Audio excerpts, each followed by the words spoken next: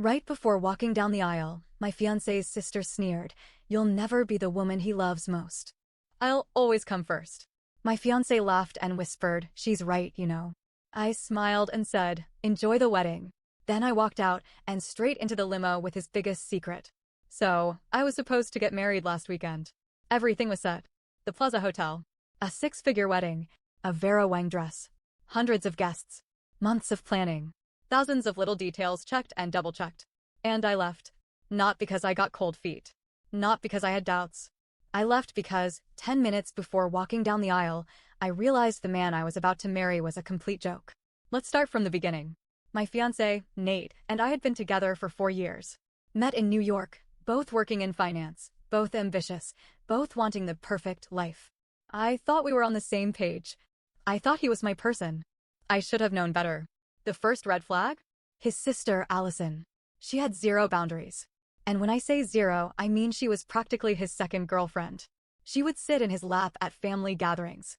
She would jokingly refer to herself as the most important woman in his life. She had a meltdown when she found out I was moving in with him. She would openly say things like, "I don't think Nate should ever get married. He's meant to be free." At first, I told myself it was just an overprotective sibling thing. Some families are just weirdly close. I figured once Nate and I got engaged, she'd back off. She didn't. If anything, she got worse. The second red flag? Nate never really shut it down. He would laugh it off. Say she was kidding. Tell me I was being too sensitive whenever I got uncomfortable. Even when I pointed out how strange it was that his sister threw a fit when he canceled dinner with her because we had plans, he shrugged and said, "That's just how she is." Looking back, that should have been enough. But love makes you stupid. Then there was the money situation. I knew Nate had expensive taste. Designer suits, fancy watches, first-class flights, private clubs. But I thought he could afford it. I mean, we worked in finance. We made good money. But something always felt off. Like the time his credit card got declined at Cipriani, and he laughed and said, "Oh, I must have hit my limit." Or the time we were supposed to split the cost of a vacation, and at the last minute, he asked me to put it on my card. "I'll pay back," he said. He never did. I convinced myself it wasn't a big deal. That maybe he was just bad with budgeting. I even offered to help him organize his finances once, and he brushed it off. The truth? I had no idea where his money was really coming from. Until 2 weeks before the wedding. I was at a work event, a charity gala at the Met, when I met a man named Bradley Peters. We got to talking. I mentioned I was getting married soon. He asked who my fiancé was. I told him. His expression changed immediately. "Brad, Nate? Nate last name? Me? Yeah, do you know him?" Brad laughs, "Yeah, I know him." He pulled out his phone, scrolled for a second, and then showed me a picture. It was a selfie of him and Nate. On a yacht. In Ibiza. That wasn't the shocking part. The shocking part? Nate was sitting on his lap. My stomach dropped. I forced myself to keep my face neutral. "How do you know him?" Brad smiled. "He didn't tell you?" "We've been involved for a while now." I thought I was going to throw up. Brad must have seen my face because he immediately went, "Oh my God. You didn't know." I shook my head. Then he looked genuinely pissed. Apparently, Brad had been funding Nate's entire lifestyle for the past 3 years. Rent, travel, clothes, expensive dinners. Everything. And Nate had led him to believe that I knew. That I was okay with it. "Wait, so you guys are together?" I asked, still in complete shock. Brad sighed. "Not exactly. I mean, yeah, we've been close." But he made it sound like it was an arrangement. "That you were on board." I was shaking. 2 weeks before our wedding, and I found out my fiancé was someone's sugar baby. And he let me think he was just a rich guy who made some bad spending choices. Brad was livid. Not at me, at Nate. "He lied to both of us," he said. "That's cute." I don't know why, but I laughed. Maybe because it was so insane that my brain just refused to process it. And that's when Brad said, "What do you want to do about it?" And an idea started forming. I kept my mouth shut. I acted completely normal in the days leading up to the wedding. I let Nate think I was blissfully unaware. Let him pose for engagement pictures. Let him go to his bachelor party. Let him send me sappy texts about how he couldn't wait to spend the rest of his life with me. And then, 10 minutes before the ceremony, Allison walked into the bridal suite. I should have expected it. She walked up to me, smirking, eyes full of victory, and said, "You'll never be the woman he loves most. I'll always come first." And then, behind her, Nate appeared. And instead of shutting her down, instead of telling her to stop being a psychotic third wheel in his love life, he laughed. He looked at me and laughed. And then he said, "She's right, you know." I don't know what it was about those words, but something in me just clicked. This was never going to change. He was never going to put me first. Even without the Brad situation, even if we got married, I'd always be fighting for a place in my own husband's life. And I was done fighting. So I smiled. I handed Allison my bouquet. And I whispered, "Enjoy the wedding." Then I turned around, walked out of the plaza, and stepped into a waiting limo, where Brad was waiting for me. The door shut behind me with a soft click. The limo's air conditioning blasted against my skin, a sharp contrast to the heavy summer heat outside.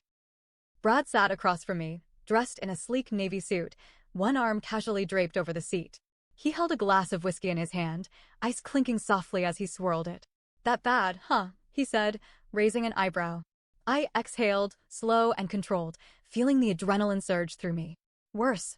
Brad smirked and gestured toward the champagne chilling in the ice bucket between us. "Drink?" I didn't even hesitate.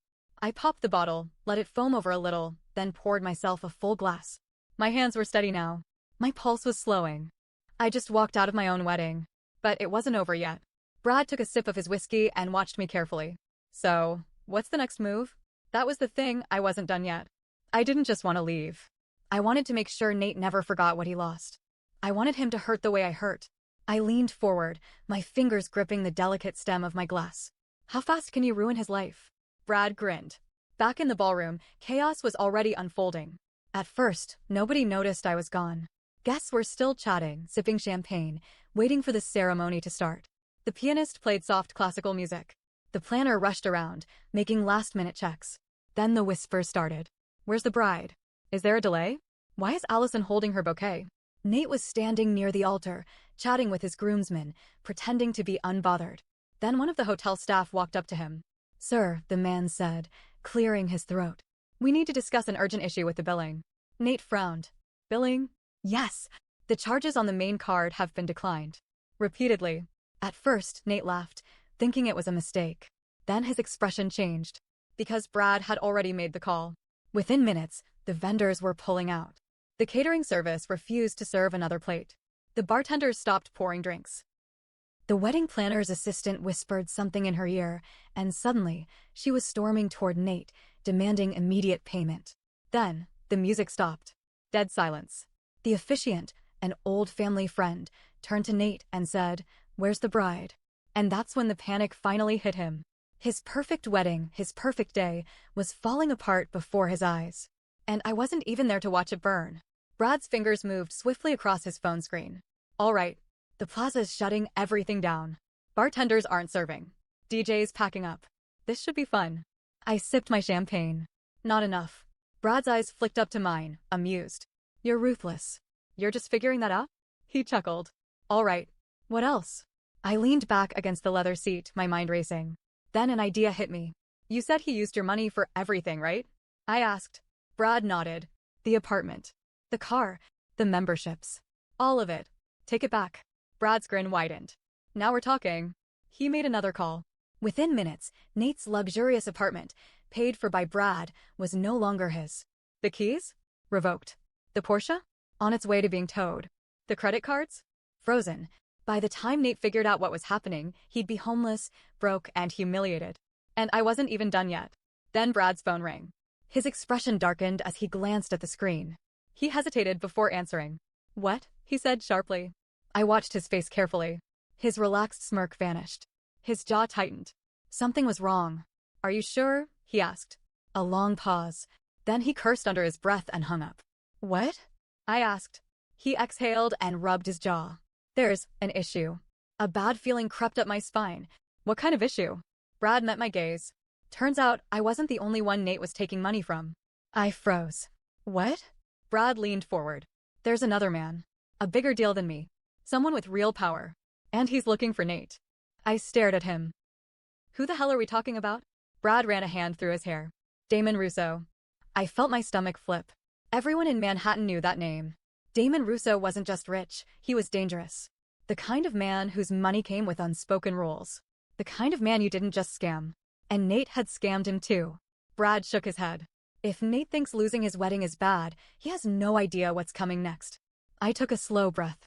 This wasn't just about revenge anymore. This was about survival. The limo was quiet now, except for the low hum of the city outside and the occasional clink of Brad's ice against his glass. I set my champagne down, my fingers gripping the stem a little too tightly. What do you mean? Nate scammed Damon Russo. Brad exhaled sharply and ran a hand through his hair. I mean exactly that. Damon isn't like me. He doesn't just throw money around for fun, he expects something in return. And if he doesn't get it, things get messy. I swallowed. Messy how? Brad gave me a long look. You ever hear about that hedge fund guy who went missing last year? I nodded. Yeah. Some billionaire? What was his name? Doesn't matter. Point is, he owed Damon money. One day, he's on his yacht in the Hamptons. Next day? Gone. No body, no news, just vanished. That's how Damon handles things. A cold chill ran through me. I had been thinking small. Petty revenge. Ruining a wedding. Freezing his credit. Watching him crumble. But this? This was bigger than me. And Nate had no idea what was coming for him. Nate was unraveling. The realization that I was gone had finally hit him. He had gone from casually checking his watch to full-blown panic mode. What do you mean she left? He snapped at the wedding planner, his voice rising. The poor woman looked like she wanted to disappear. She walked out, sir. I don't know why. She just left the bouquet with your sister and she left what with Allison. That's when he turned and really looked. Allison stood there, still clutching my wedding bouquet. Her hands were shaking, her face a furious shade of red. What the hell did you say to her? Nate demanded. Allison's lips parted, but nothing came out. Because she knew. This was her fault. She had pushed too hard. Had wanted too badly to be the most important woman in his life. And now, because of her, he had nothing. That's when his phone buzzed. A text from his building concierge. Nate, there's an issue with your lease. Please contact management ASAP. Then another. Portia Financial Services, we regret to inform you that your account has been terminated due to non-payment. Your vehicle is being repossessed. His stomach dropped. Something was seriously wrong. Then, another text. This one from a number he didn't recognize. Damon Russo wants to see you. Now. His hands went clammy. Because that was the text that could cost him his life. Brad's phone rang again. He stared at the screen, lips pressing into a thin line. Let me guess, I said. Damon? Brad exhaled. Yeah. And I need to answer this. He pressed the button and put it on speaker. Damon, Brad said smoothly. A deep, gravelly voice filled the car. I hear you've been playing games with my money. I went completely still. Brad shot me a look that said don't speak. Damon, Brad said calmly, this isn't about me. Then who's it about? Brad's jaw tightened. Nate. A low chuckle. The little rat. I had a feeling. You see, Brad, I don't like when people waste my time. And your boy Nate? He's wasted a lot of it. Brad leaned forward. What did he do? Damon let out a slow breath. Let's just say he convinced me to invest in something that doesn't exist. A fake deal. A shell company. Thousands of dollars funneled into nothing. And now he thinks he can walk away? I felt my stomach twist. This wasn't just Nate mooching off sugar daddies. This was fraud. Brad ran a hand down his face. How much are we talking? There was a pause. Then Damon said. 3 million. I almost choked on air. $3 million. Nate had conned a man like Damon Russo out of millions and thought he could get away with it. I gripped Brad's arm, trying to keep my voice steady. If Damon finds him first, what happens? Brad met my gaze, then turned back to the phone. Damon, let me handle this. Damon laughed. You don't handle things, Brad. You throw money at them. And unfortunately for Nate, I don't want money. I want him. Click.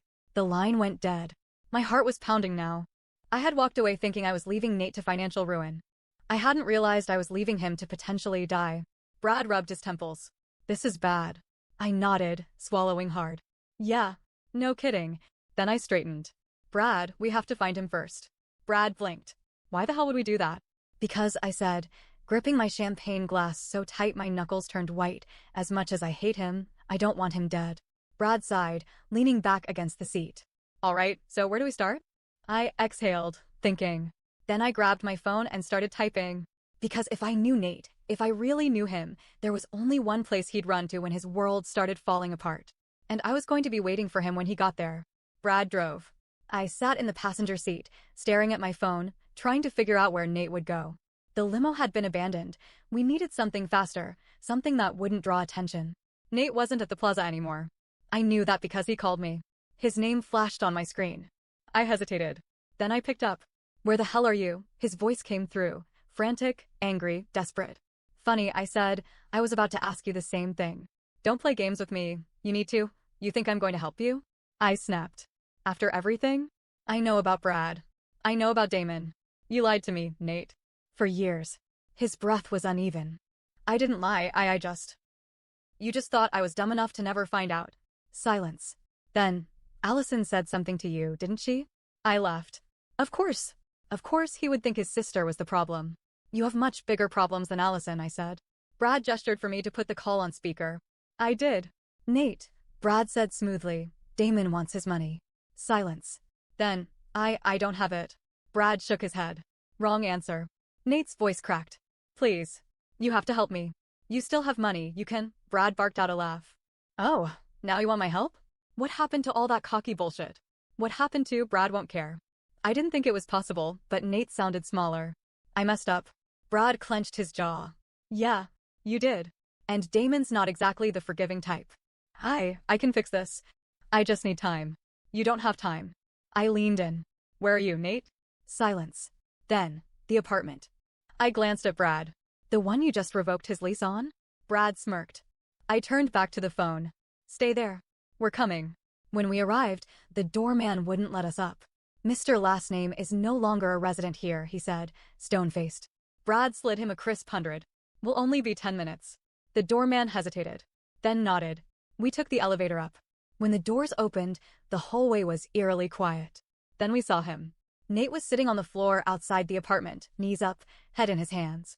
His tie was loosened, his hair disheveled. He looked up when he saw us. You did this, he said to Brad.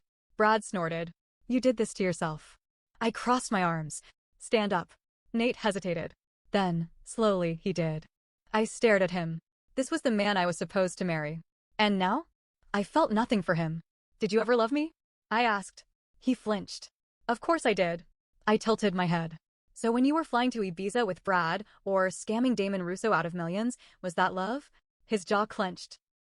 Was it love when you laughed at Allison's disgusting comment instead of defending me? Was it love when you used his money to pay for our wedding? Nate exhaled, shoulders sagging. I didn't want you to know. Know what? That you were a fraud. No. His eyes flashed. That I was never enough. I stilled. He swallowed. I grew up watching guys like Brad. Like Damon. These powerful men who had everything. And I wanted to be like them. I wanted to be the man who could give you the world. I stared at him, trying to process if that was supposed to be an excuse. That's not love, I said finally. That's vanity. His expression crumpled. I was going to tell you. After the wedding, I was going to fix everything. Brad laughed. You think Damon was gonna let you walk away? Nate's hands curled into fists. What do I do? I shook my head. That's not my problem anymore. Then I turned to Brad. Let's go. I didn't look back. Nate tried calling. Blocked. Allison sent a 3-page email blaming me for ruining her brother's life. I replied with a single sentence, enjoy being the most important woman in his life. Blocked. Damon found Nate. I don't know what happened after that, but I do know that Nate left the city overnight. Gone. Vanished. I didn't ask questions. Brad and I? We kept in touch. Turns out we actually make great business partners. Who knew? And me? I walked away free. No wedding. No fraud. No Nate. Just me, a glass of champagne, and the rest of my life waiting. And honestly, I've never felt lighter.